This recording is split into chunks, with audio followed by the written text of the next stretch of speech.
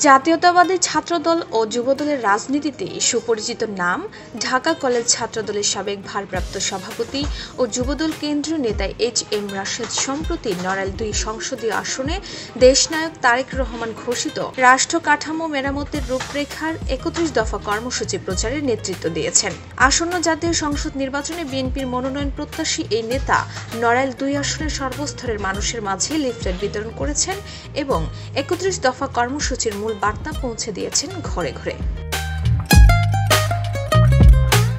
এই প্রচার কার্যক্রমে যুবদল, স্বেচ্ছাসেবক দল, ছাত্রদল সহ বিএনপির অঙ্গ ও সহযোগী সংগঠনের স্থানীয় নেতাকর্মীরা অংশগ্রহণ করেন। তারা বিভিন্ন গ্রাম, হাটবাজার ও গুরুত্বপূর্ণ স্থানে গিয়ে সাধারণ মানুষের হাতে লিফলেট তুলে দেন এবং ৩১ দফার তাৎপর্য সম্পর্কে সংক্ষিপ্ত আলোচনা করেন।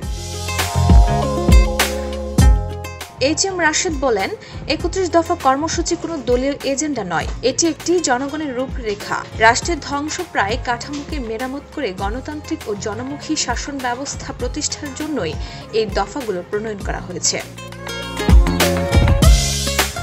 তিনি আরও বলেন, নড়াইল-২ আসনের মানুষ দীর্ঘদিন ধরে অবহেলিত। আমি এই আসনে জনগণের পাশে থাকতে চাই, তাদের অধিকার আদায়ে মাঠে থাকতে চাই। আমি বিশ্বাস করি রাষ্ট্র কাঠামোর পরিবর্তন ছাড়া প্রকৃত উন্নয়ন সম্ভব নয়। এই সময় উপস্থিত নেতাকর্মীরা আগামী নির্বাচনে এইচ.এম. রাশেদের প্রতি সমর্থন জানান এবং তার হাতকে শক্তিশালী করার আহ্বান জানান। প্রচারের অংশ হিসেবে একাধিক ওয়ার্ড, ইউনিয়ন ও পৌরসভায় লিফলেট বিতরণের পাশাপাশি ছোট ছোট পথসভাও অনুষ্ঠিত হয়। এ সময় বক্তারা বর্তমান সরকারকে দ্রুত নির্বাচনের মাধ্যমে ক্ষমতা হস্তান্তরের দাবি জানান। ডেস্ক রিপোর্ট, ভোরের পাতা।